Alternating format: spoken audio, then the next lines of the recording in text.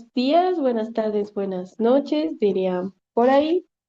El día de hoy vamos a ver los vectores, cómo se pueden descomponer en sus componentes rectangulares y de la suma por método geométrico y método analítico. Entonces, lo que les voy a pedir es que tengan a la mano su calculadora que les permita pues acompañarme a realizar las operaciones. Y bueno, para esto voy a compartirles pantalla para darles un repaso general de lo que hemos estado observando en clase, ¿de acuerdo?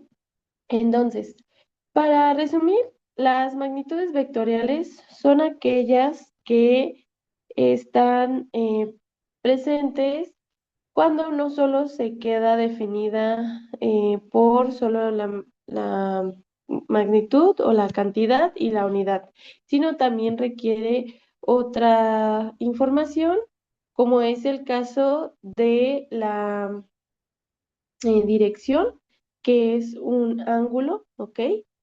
Eh, un sentido y pues siempre tiene un origen, ¿de acuerdo? Entonces, las propiedades de los vectores es eso, que van a representar magnitudes vectoriales, ajá.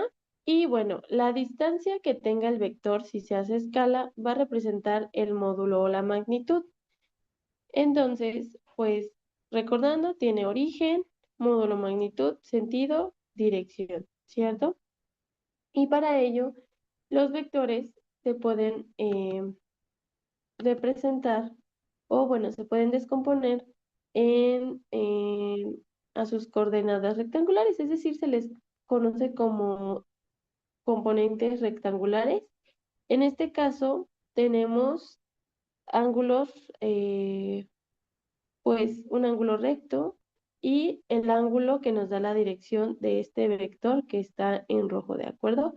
Entonces, si nosotros lo vemos, el pues cateto adyacente, ¿ok? Que está respecto a este ángulo, representa a la componente NX. ¿Por qué? Porque está sobre el eje de las X.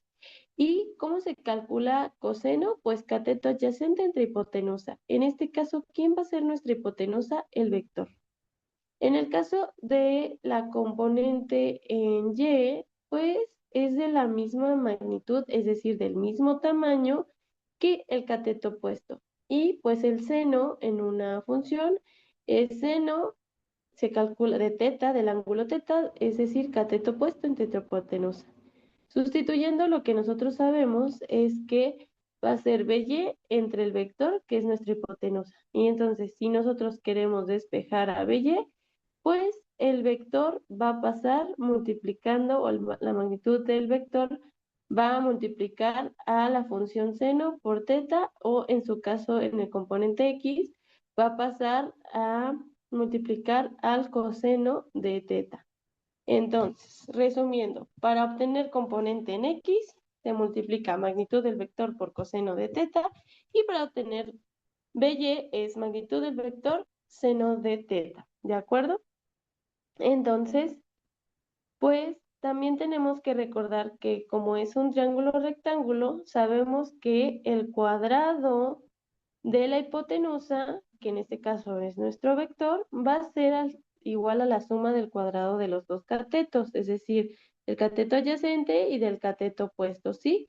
Entonces, por lo tanto, tenemos esta fórmula para calcular la magnitud del vector cuando se conocen solamente los valores de Bx, de la componente en X, y de la componente en Y del vector, ¿sí?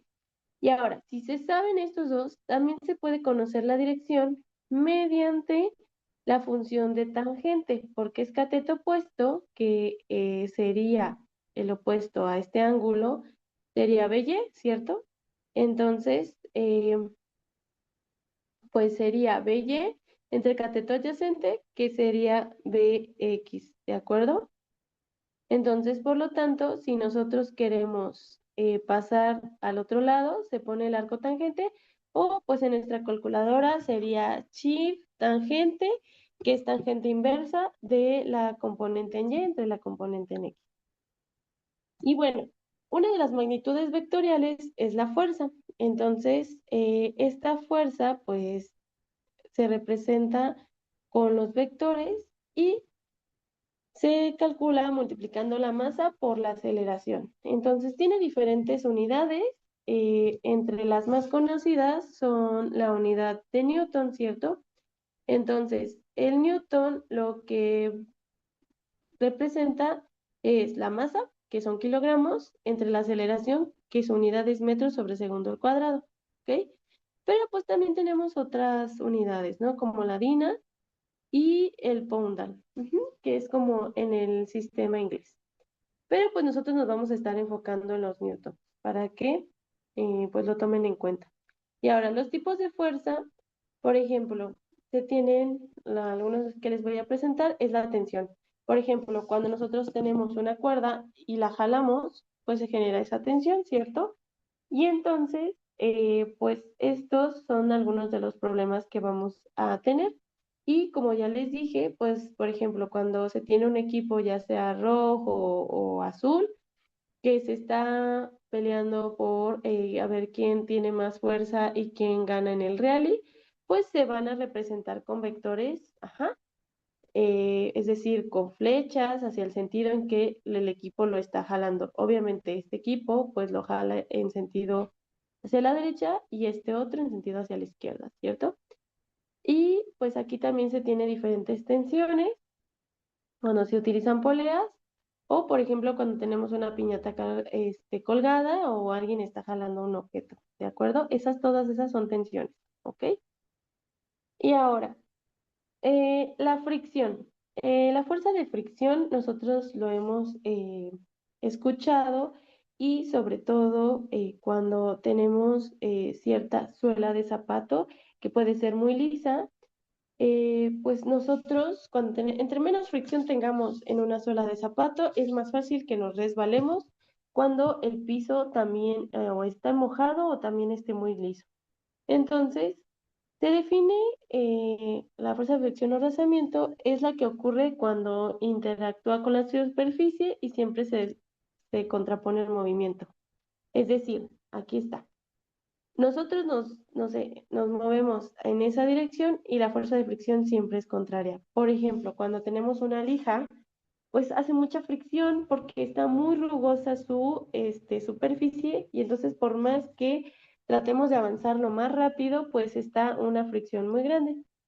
Entonces, por ejemplo, también en el caso de la madera, pues nosotros podemos estar empujando ya sea un mueble, una mesa, un sillón, ajá, y pues la fuerza de fricción siempre se opone al movimiento al que estemos nosotros pues ejerciendo. Y bueno, vamos, ok.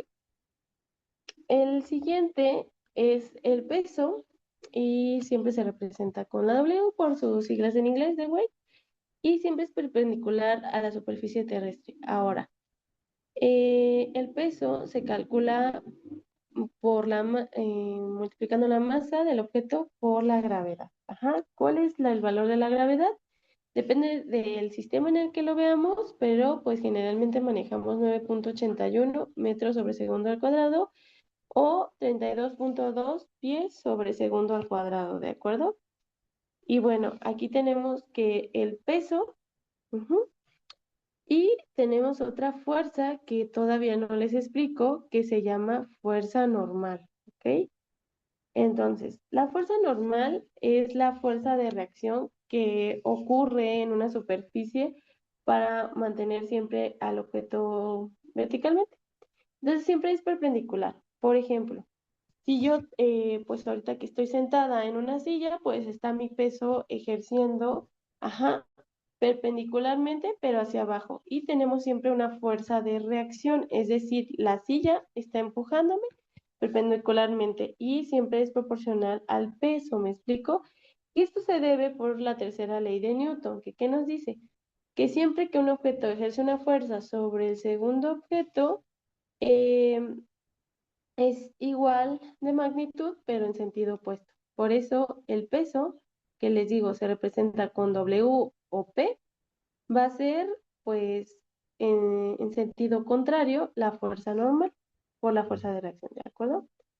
Y bueno, ahora vamos a ver el cálculo de la fuerza resultante utilizando el método de las componentes rectangulares. Entonces, recordando, todo vector se puede descomponer en su componente en X y su componente en Y, ¿ok? Y entonces, cuando hay un sistema de vectores, es decir, que hay dos o más vectores para calcular su fuerza resultante que están ejerciendo sobre un objeto o un cuerpo, pues se puede ocupar este método. Ahora, ¿cómo es que se ocupa? Se tiene que sumar todas las fuerzas que se tienen de las componentes en X y todas las fuerzas de las componentes que se tienen en Y, ¿ok? Es decir, vamos a estar calculando cada una de las componentes en X, se suman, y cada una de las componentes en Y se suman. Para finalmente esas fuerzas resultantes en X y en Y, se les va a sacar el cuadrado, bueno, se van a multiplicar al cuadrado, se suman y la raíz, porque sigue siendo la aplicación del teorema de Pitágoras. Entonces, para la dirección de la fuerza resultante, vamos a ocupar esta misma fórmula de tangente inversa entre la fuerza resultante de Y entre la fuerza resultante en X. Entonces, tengan bien en cuenta estas fórmulas para los cálculos que vamos a estar desarrollando más adelante. De hecho, ya para finalizar el video, vamos a realizar un ejercicio de suma de vectores, ¿de acuerdo? Entonces, para también darles contexto, un diagrama de cuerpo libre se ocupa para la solución de problemas de equilibrio estático. Entonces, por ejemplo, tenemos esta representación de un semáforo, ¿no? Y entonces tenemos varias tensiones o sea, que están aplicadas en este problema. La tensión 1, la tensión 2 y pues los ángulos, ¿no? Entonces, estos diagramas vectoriales, pues este es el diagrama de cuerpo libre. Bueno, diagrama espacial y necesitamos un diagrama de cuerpo libre que representa todas las fuerzas, ¿ok? El diagrama espacial es como lo vemos nosotros pues en la realidad, solamente le ponemos algunos datos como los ángulos y pues estas son nuestras fuerzas desconocidas. Entonces, como ya les mencionaba, este diagrama de cuerpo libre se se suele basar en el diagrama espacial, es decir, por ejemplo, este es nuestro diagrama espacial, ¿ok? Es como se ve el objeto ahí, en la realidad. Pero después se tiene que interpretar al diagrama de cuerpo libre. Entonces, para construirlo, uno, se tiene que identificar el punto de acción y ubicarlo al centro del plano cartesiano. Es decir, se está, dónde se está haciendo todo o sea, nuestras fuerzas dónde convergen. Aquí. Y entonces aquí vamos a trazar un plano cartesiano, o sea, piu, piu. ¿Y dónde está el peso? Pues justo aquí está para abajo el peso. Entonces, este es el peso que nos dice que es igual a 150 newtons. Aquí está el peso. Ajá. Y nos dice que, pues para acá tiene un ángulo de 20 grados. Entonces se representa un vector de 20 grados, pero todavía no conozco la fuerza de tensión. Y del otro lado, 30 grados. Ajá.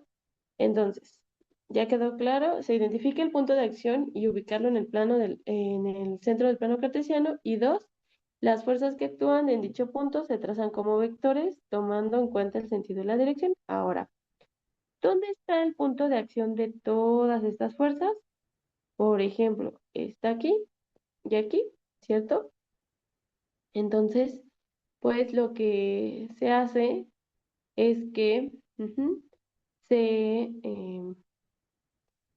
Se traza aquí el plano cartesiano y miren, tenemos representado la tensión de el peso que tiene el semáforo y la tensión 2 que está a 53 grados y la tensión 1 que está a 37 grados, ¿de acuerdo?